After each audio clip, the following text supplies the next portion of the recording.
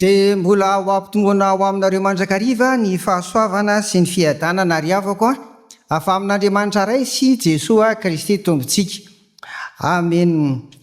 Ny fiangonana FJK Mialatsiny manonona an'izany izay nandahatra nyity fandaharana ity ry havana dia nanao ny andro anio, izany hoe ny alady 2 septambra zany ny alady 2 septambra dia alady ny AFF na asa fitoriana amin'ny filazantsara. Dia izay no nandaminany an'ireo andiny soratra masina hitoriana amin'ny filazantsara ireo zany. Izay ny amin'ity anio aty aloha tsara ho fantatsika ty am-piandohana. Faharoa, raha nanao an'izany ary dia hoe inona moa le asa fitoriana amin'ny filazantsara fitentsika hoe tafika masina. Dia ny tafika masina mizara roa, dia misy ny atao hoe tafika masina ivelany.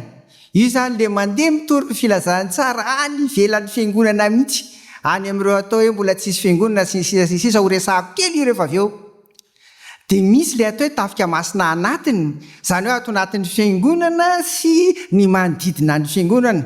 Dia za zany isafidy amin'ity an'ity hoe isika tsy hanao tafika masina, tsy haiko ho any Boakely sa ho any Tekobe sy ny tsy fantatro rehetrarehetra any, fa ato anatin'ny fiangonana tafika masina anatiny zany. Dia zay no fidianako an'ilay tantara faharoa toko 20 zany. Raha andeha hanao tafika masina ny ivelantsika dia tsara mihitsy lay Matthieu toko 9, ary koa indrindraindrindra zany lay Romanina toko 10 nanomboka tamin'ny andininy 15 teo. Dia ndengy zaho metraka kely fotsiny zay mba nataon'ny fiangonana dia mba misy tsikotsoahana ao anatin'izany, mbola fampidiana daholo zany zao Ny fiangonana FJK moa zao zay lakotsino hafa lasa hoe miteny an'izany aho tamin'ny 2018 dia nametraka tanjona hoe ao anatin'ny 100 taona amin'ny 2118 dia mbola ho firenena kristianina i Madagasikara. Zay zany le izy. Dia tahaka izany koa zany zay le tiako tenenina, isika eto zany raha sitrapon'Andriamanitra amin'ny taona ho avy dia ankalazan'ny tompo noho ny 170 taona antsika zany. Fiangonana kristianina malagasy eto Abidjan. Dia ndao koa tsika mba mesaka tanjona zay fa mba ho devanseko raha zay fiteny azy aloha amin'ity an'io ity, hoe ndao koa zay malagasy rehetra petraka eto amin'ity Abidjan ity ka tsy mivavaka any amin'ny fikrikama, dia ndao mba ho anaovantsika tafika masina, ndao mba hitoriantsika filazantsara, ary ndao mba ho tombontsika aty am-piangonana. Efa mba nofinofy alefako zany ho tsangam-bato 170 taona dia samy mieritreritra ny amin'izay azahoana manatanteraka an'izany tsika ry havana. Ndao ary hiditra ato amin'ny toriteny amin'izay isika io teo hoe nofidiana ny tantara faharoa toko 20 andininy voalohany ka hatramin'ny 520. Satria ny voalahatra ho vakiana dia ny andininy 20 manomboka eo amin'ny andininy 20 ka hatramin'ny 720 fotsiny. Dia ity tantara zay zany le hoe kronika, jereo le boky ity fa hoe kronika fa tsy hoe histoire. Tena misy ny vanim-potoana ka tsy azo dinganina, tsy azo tonga dia tsenaina. Eo amin'ny andininy 20 sy 30 fotsiny ity dia eo tsika mijery an'le hoe ny mpino velon'ny finoana rehefa miatrikady, na ny mpino velon'ny finoana miatrikady. Ito zany zao dia efa madika le ratsy na ny fahavalon'ny voakan'Andriamanitra indray manao tafika. Dia ahoana ny ataontsika andresena an'izany zany, ny mpino velon'ny finoana miatrikady. Tantara faharoa toko 20 andiny voalohany ka hatramin'ny 120. Ry havana, misy hozaraiko efatra eo zany le izy, lavalava izy io fa dia nezahako ny fitinana mikambana arak'izany le izy. Misy efatra. Voalohany andeha aloha hanao fampidihana kely aho satria izay le tantara eto. Eto amin'ity toko 20 ity dia ny kambana ny fahavalon'ny voakan'Andriamanitra dia ny firenen'ny Joda zany, izy ireo misy 3. Eo amin'ny andininy voalohany sy ny andininy faharoa dia ny taranaka Moab, ny taranaka Amona, ary olona betsaka avy any andafin'ny ranomasina sy avy any Siria.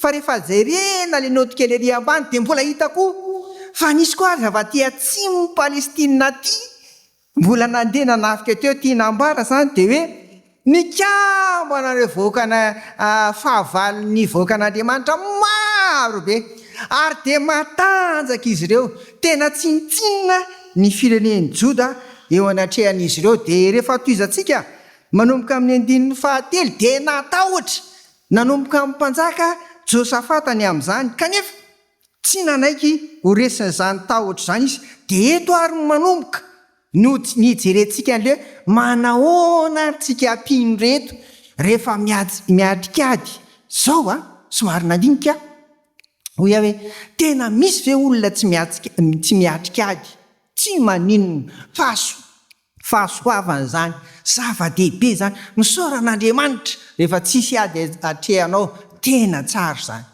Fa raha misy ny ady atrehanao, mety olana tsy fantatro, mety tsy azoko eritreretina intsony aretina inona tsy azo, fa misy ady atrehantsika.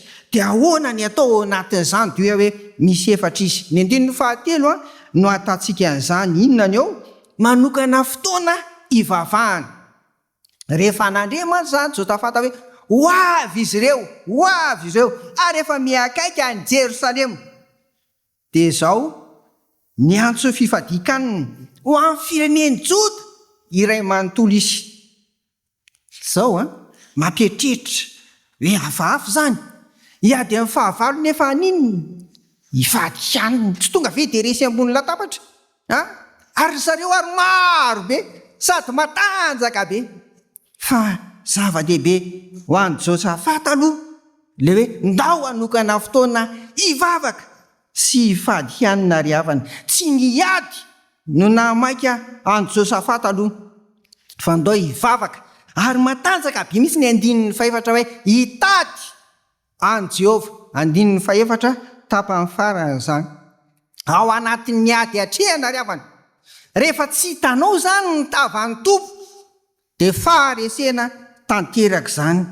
Ny fifadikanina dia mariky ny fanetretena ihany koa, fanetretena eo anatrehan'Andriamanitra ry havana.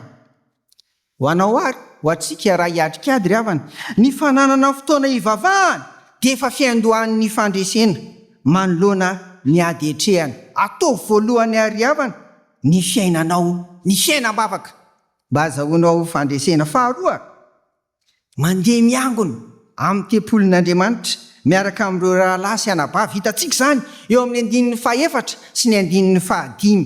Rehefa nandrehan'izany koa ary niantso fifadikanina mantsy i Josafata, tsy hoe ampy izay fandoakozy ho any amin'ny tempoly, andaontsika ho any ary ndao hivavaka. Dia nisan'ireo andihan'olona izay mifidividiny dia niaraka tamin'ny tao. Hitantsika eo amin'ny andininy fahadimy izany. Kanefa rehefa jena ny andininy fahatelo ambin'ny folo dia voalaza fa ny Joda rehetra sy ny vady aman-janany dia nitsangana teo anatrehan'i Jehova tao amin'ny tempoly. Zany tena maro zany reo tonga mivavaka ao amin'ny tempoly. Tsarotsika tsara ngamba ao amin'ny toko fahadimy amin'ity tantara faharoa ity nanokanana ny tempoly. Dia ao amin'ny andininy fahenina dia nanao vavaka Solomona hoe rehefa tonga ato ny mpanomponao rery Andriamanitra hivavaka satria misy manahirana azy eo amin'ny fiainany, dia no eo andapany fahamasinanao izany. Dia eo amin'ny andininy fahafito misy ny valim-bavaka. Dia zao ny valim-bavaka izay hainareo tsara nataon'Andriamanitra hoe raha ny oloko dia toizo izay natsoina amin'ny anarako ho avy enetritena ka hivavaka sy hitady ny tavako ary hiala amin'ny ratsy fanaony dia hiaino an-danitra kaninona anasitrana ny taniny. Mpanjaka tantara faharoa toko fahafito andininy fahatelo ambin'ny folo sy ny andininy faefatra ambin'ny folo. Averiko le izy. Tokanana ny tempoly eo amin'ny toko fahadimy, vavaka Solomona eo amin'ny toko fahenina, valim-bavaka eo amin'ny toko fahafito, andininy toko faharoapolo misy ny ady. Efa misy ady koa talohan'izany fa eto zany ny misy an'ity ady mangotraka ity. Ry havana, ny fiangonana no tranon'Andriamanitra ray, lay Andriamanitra tsy resy ny fahavalo, toerana tsara indrindra hiaonana sy hivavahana amin'Andriamanitra ray. Faharoa, zava-dehibe raha miatrikady ianao, raha misy zava-manahirana, ny miara-mivavaka amin'ny samy rahalahy sy anabavy.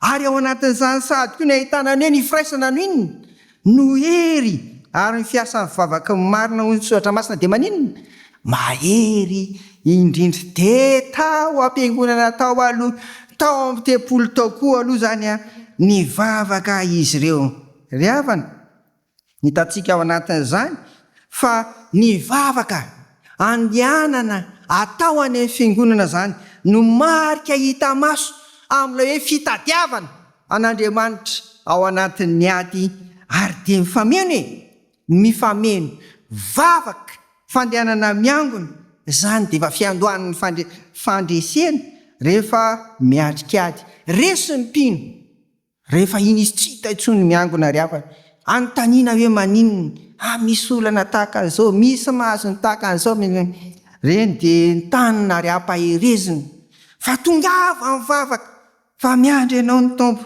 miandry ianao Andriamanitra miandry ianao Jesosy aza mety ho resy ny fahavalo sahady fa ao no ahitantsika ny tompo dia ao ny andraisantsika falimbavaka ry havana ao amin'ny 9 ka hatramin'ny 7 dia misy ohatra amin'ny vavaka nataon'ny mpanjaka roa ny tena fitinina ao anatin'izany natombony tamin'ny vavaka fiderana le izy fiderana an'Andriamanitra satria nahoana zany no fametrahana an'Andriamanitra ray zanaka ary fanahy masina amin'ny toerana ambony indrindra zay mendrika azy ry havana dia faharoa notoizany tamin'ny fitanisana ny asa sy ny fampanantenana nataon'Andriamanitra tamin'ny lasa teo amin'ny tantarany vahoaka n'izany nataony koa izany mba atsapana fa Andriamanitra velona ny tia Andriamanitra ivavahana ty ary indrindra miasa izy taloha noho izany mbola miasa izy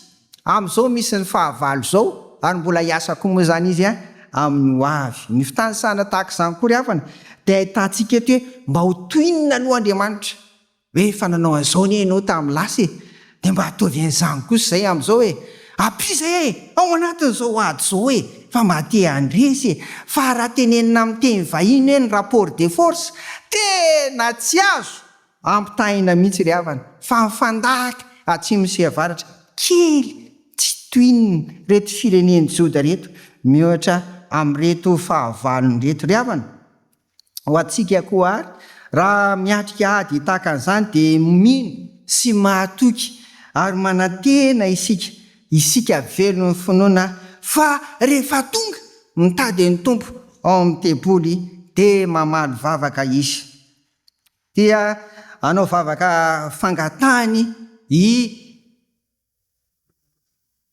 Josafata mpanjaka rehefa nijerentsika eo amin'ny 12 zao izy ato fa izahay dia tsy manan-kery anohitra reo olona betsaka ireo zay avy amely anay koa tsy hitanay zay ataonay fa ianao no andraindrainy ny masonay 12 zany ry havana mahafinaritra zany hoe tena tsy manana hery sika isedrahana andreo olana ary misy ary ny tena ratsy fa misy zany amin'ny fiainan'ny olona ny ety tsy afaka ny ety tonga indray dia misy tena ohatradena indray tena misy very fanantenana inona ny atao fa dia tsara itonom-bavaka fangatahana nataony Josafata mpanjaka eo hoe tena tsy hitanay zay ataonay fa ianao no andraindray ny masonay Andriamanitra izany vavaka modely zany ry havana no netiny Josafata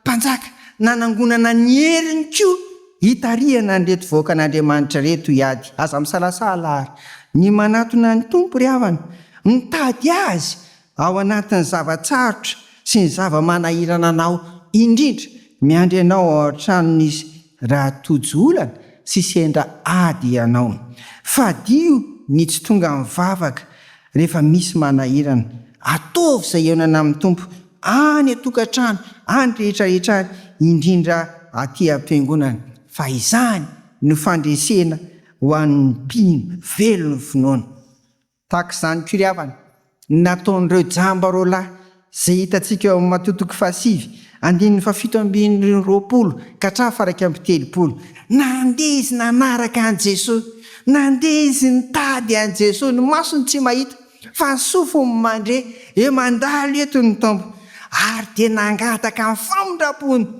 Jesosy izy dia inona nosotran'ny tompo dia na inona nahiratra ny masony tena marina mihitsy fa ozy ny tompo hoe izay manatona dia ahoana tsy mba ho laviko mihitsy ry havako toky fanantenana ao antsika pino velony finoany zany a rehefa miatrika ady isika. Fahatelo, miaino sy mankatoa ny tenin'Andriamanitra. Hitantsika amin'ny andininy 7:10 ka hatramin'ny 7:10 zany.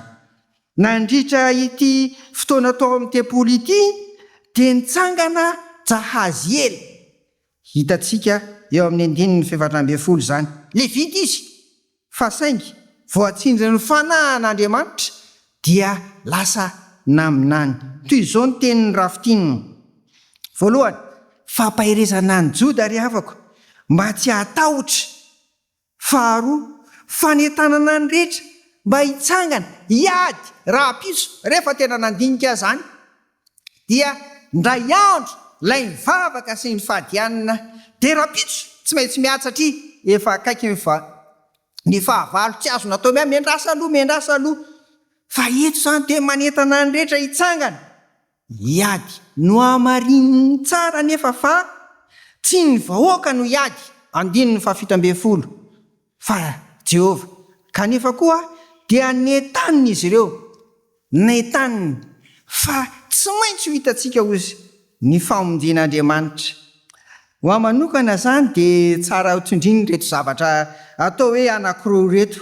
Voalohany, rehefa avy mivavaka dia mitsangana mijoro miady. Misy mantsy ny olona indraindray kanosa dia inona ny ataony mivavaka dia mivavaka eo fa tsisy an'ilay teny atao amin'ny teny vahiny hoe action. Tena tsy izay eto. Na ny tompo aza ny anendrana famonjena mitsangana isika ozy fa tsy maintsy mitsangana isika miady. Ampio ary le hoe mitondra ambavaka dia ampiko hoe ahoana andao hiady. Tsy maintsy arahanasa ny vavaka ataon'ny mpino velony ny finoana ry havana ary koa indrindraindrindra andao atoky ny tenin'ny tompo fa tsy hatahotra ny zavatra sedrainy. Matetika dia ilay ady sy ny hamaroan'ny fahavalo no bantsinin'ny olona. Zay zany matetika dia hoe jerevy reto izy marobe, jerevy reto izy feno manana fitaovam-piadiana tena raitra sy manara-penitra tamin'izany fotoana izany, mahery vaika sy ny tahaka an'izany. Aza ny fahavalo loatra ny fitehan'ny saina amaneritreritra fa izao ndao atoky ny tenin'ny tompo izay nampitondrainy eto zany zao dia Jahaziela hoy isika teo. Ry havako, zava-dehibe ny ataon'Andriamanitra rehefa mahatoky ny tenintsika ary dia efa manafaka sady amin'ny zava-tsarotra sedraina izany.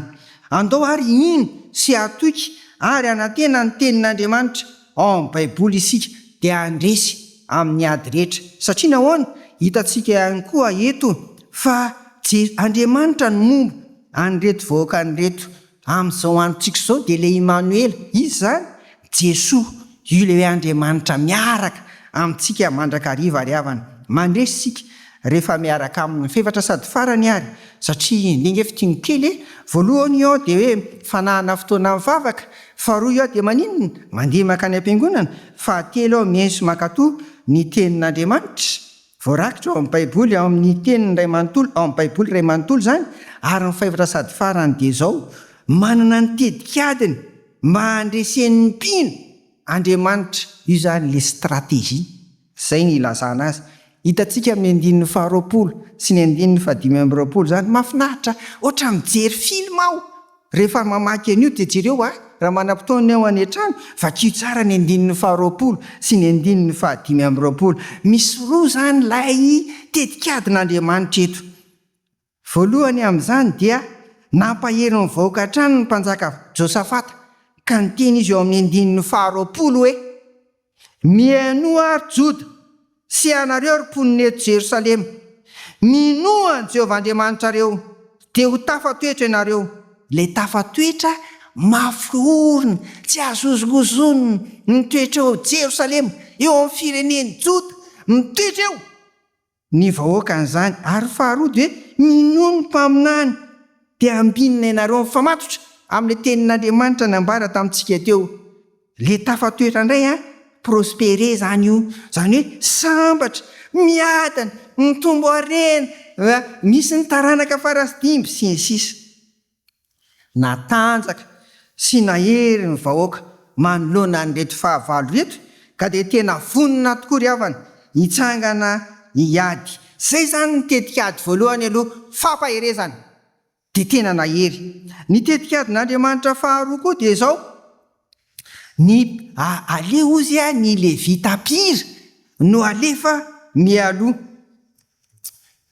mahafinaritra be mieritreritra an'io hoe ady no atrehana amin'izay marobe anterina ihany matanjaka kanefa indray ny atoko-pira no alefa ao aloha tsy hafafa koa hoe zany mbola hafafa faharoa ohatran'ilay hoe hiady nefa hifady hanina teo fa zao nalefa ny ambavady ireo atoko-pira reo fa tsy ny miaramila satria nahoana satria hitantsika eto ny famomezan-toky omen'Andriamanitra fa na dia asena miady ary ianareo ny adinareo ny tompo dia adiko reto ny tsindrina reto roa reto indraindray tokoa dia mety tsy ho araka ny eritreritrao na arak'izay heverinao ny tondran'Andriamanitra anao manoloana ny ady atrehana ry havana tsaroa fa manana ny planiny Andriamanitra mba handresenao ry havana ny anjaranao dia mijoroa mino ary mahatoky ny teniny faharoa indroa eto ny hoe niteran'Andriamanitra ny Israely reto vahoaka reto voalohany lizy le avy mivavaka tao am-piangonana dia zao indray ireto lay andeha hiady reto hitantsika amin'ny andininy faraika amin'ny 20 zany ary mira mafy mihitsy manoloana ny reto fahavalo reto ry havana efa fandresena mihezinezina ho an'ny mpino velon'ny finoana ny fahafahana koa mideran'ny tompo ao anatin'ny miadiny zany raha tsy afaka midera mantsika dia ny fahavalo no azo hery zany ao anatin'izany fa ao anatin'ny ra fiderana tokoa no hitsofohan'Andriamanitra amin'ny fomba sy takatry ny saitsika andresena amin'ny ady ry havako tetikadin'Andriamanitra hitantsika eto zany ry havako raha misy olana ary amin'ny fiainanao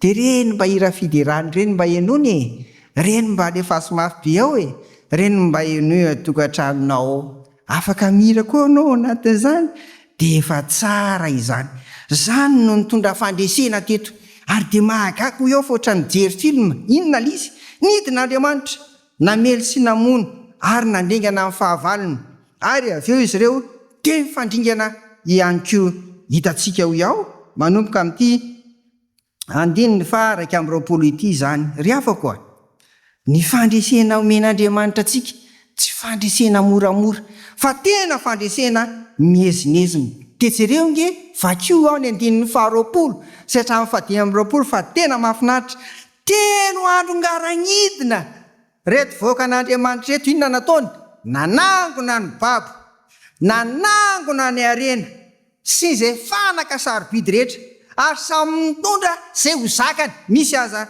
tsy nazaka vakio ny andininy 520 ry havana ry mpino velon'ny finono rehefa miatrikady isika dia zao ndao tena iny mino fa Andriamanitra Jesosy Kristy no miady ho antsika manaraka mivavaka ary tena mivavaka koa asio fifadikaniny raha ilainy zany araka nitantsika teo azadonono ny mandeha miangona aty amin'ny tempoliny fa anisan'ny fitadiavantsika ny tompo mba azahoany mitsofoka miady ho antsika zany mitsangana miady ry havana mitsangana miady ary minso mahatoky ary manantena ny tenin'Andriamanitra voalaza ao amin'ny baiboly isika fa momba antsika mandrakariva Jesosy Kristy dia ho mpandresy ary ianao ho mpandresitsika rehetra ny tenin'Andriamanitra nafinaritra koa fa matotra amin'io zay tena lehibe eto dia hoe eo akaikinao ny teny dia eo am-bavanao ao am-ponao zany io sy paoly le teny zay torinao ao anatytsika le teny ao am-potsika iza le teny tonga nofo de Jesosy Kristy manampy atsika dingany am'izay ady samy hafany ho mpandresitsika ary hafana ny Romanina 15:15 no ahitantsika zany teny zany. Amen.